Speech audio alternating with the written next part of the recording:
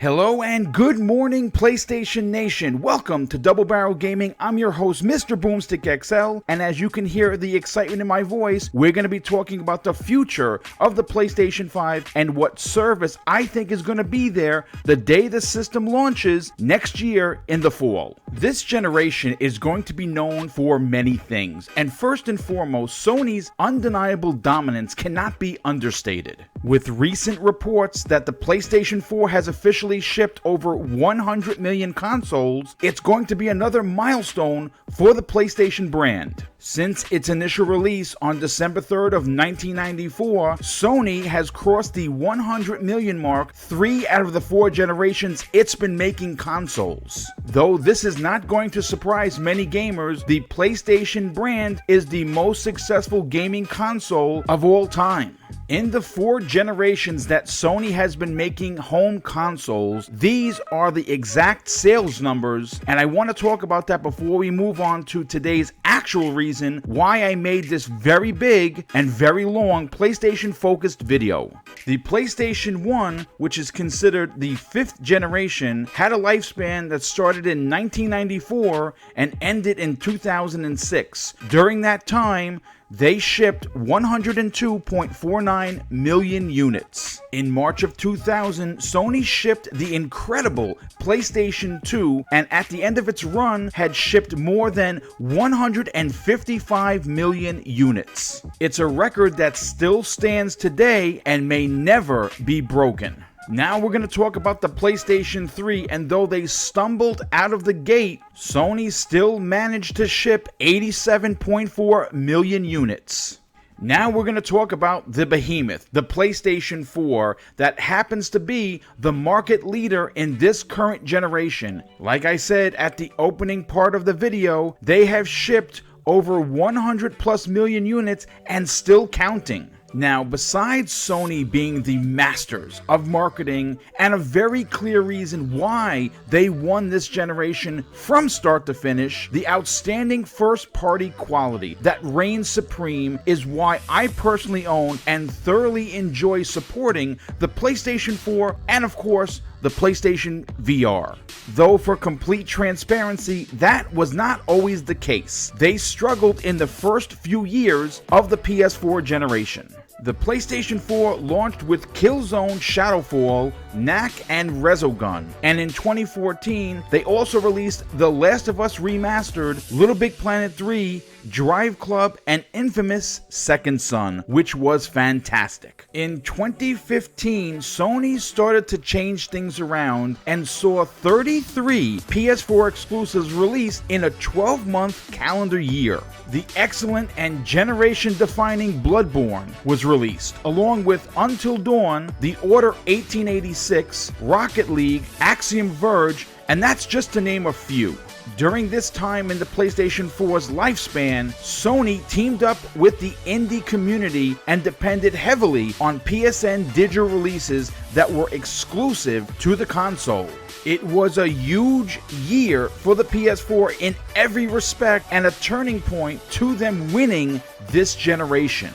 2016 through 2018 is where Sony's first party thrived, and it took hold of this generation by the throat and never let go. PlayStation fans across the world were treated to releases of Uncharted 4, Ratchet & Clank, Street Fighter V, The Witness, No Man's Sky, and quite a few more. In 2017, they dropped Horizon Zero Dawn, one of my personal favorites of this generation, Gravity Rush 2, Persona 5, Neo, and of course, The Show 2017. They ended the year with the Uncharted Lost Legacy DLC and Crash Bandicoot Insane Trilogy, which was only on the PlayStation 4 for an entire year. Now in 2018, well, this is going to go down in the record books as the biggest and best year, in my opinion, for Sony's first-party exclusives. The big three were Detroit Become Human,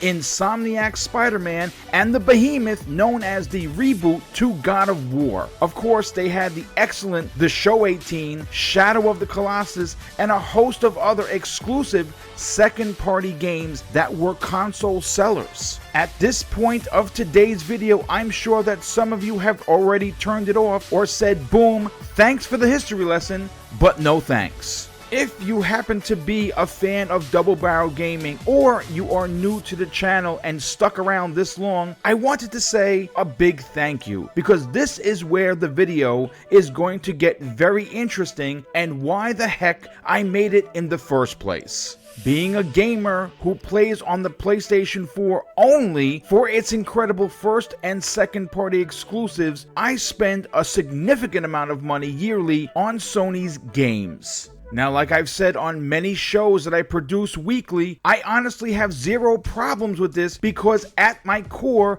I am a gamer and I openly and proudly support all three current consoles. As you may have heard me say in the past, I need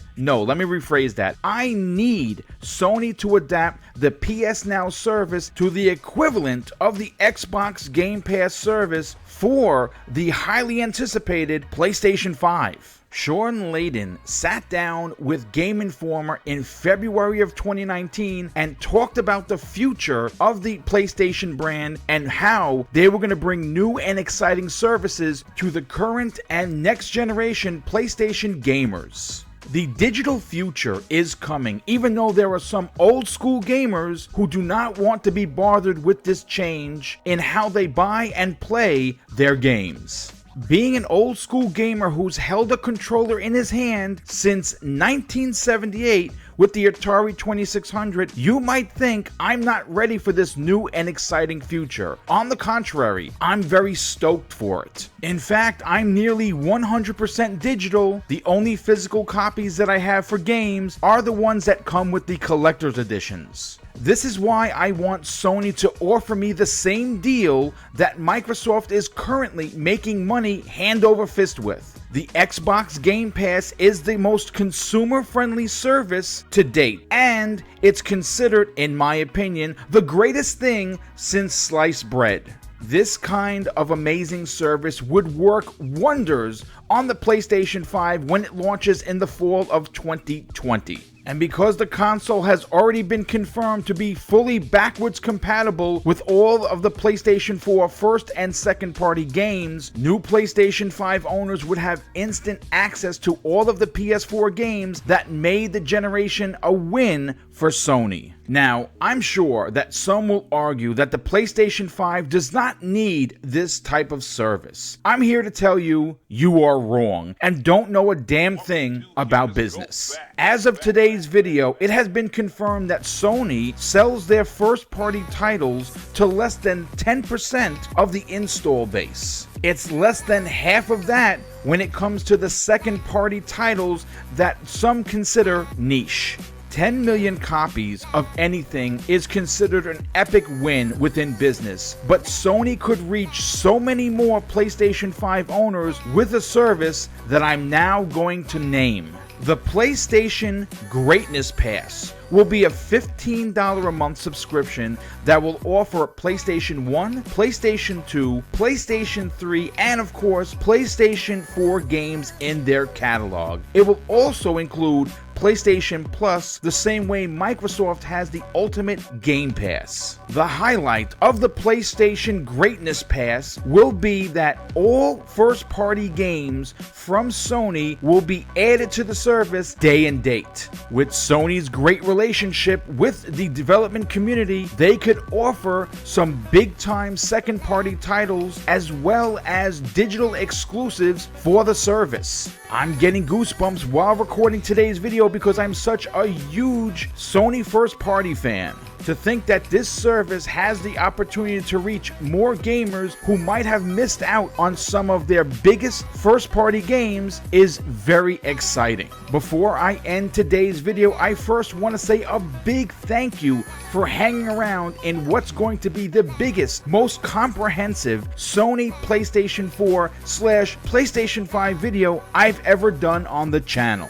As usual, I'm very interested to hear what you have to say. Please leave all opinions in the comment section below. Thanks again for tuning in to another episode of Double Barrel Gaming. I really hope you enjoyed today's video, and if you did, please hit that like button, share this on social media, and consider subscribing to the channel. Thanks again for watching. Have an awesome day.